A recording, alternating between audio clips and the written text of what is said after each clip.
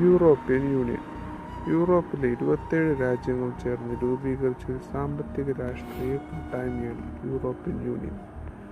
യൂറോപ്പിലെ 20 രാജ്യങ്ങൾ ചേർന്ന് യൂറോ എന്ന കറൻസി ഉപയോഗിക്കുന്നു. ഈ രാജ്യങ്ങൾ യൂറോ സോൺ എന്ന് വിളിക്കുന്നു.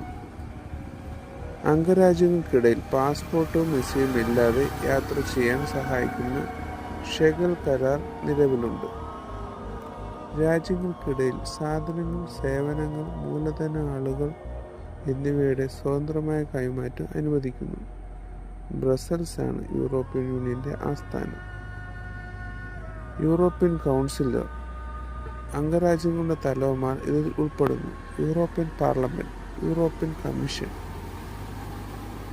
അംഗരാജ്യങ്ങൾ ഏതൊക്കെയാണ് നമുക്ക് നോക്കാം. France, Germany, Italy, Spain, Netherland, Sweden തുടങ്ങിയവയാണ് ഇതിൽ ഉൾപ്പെടുന്നത്.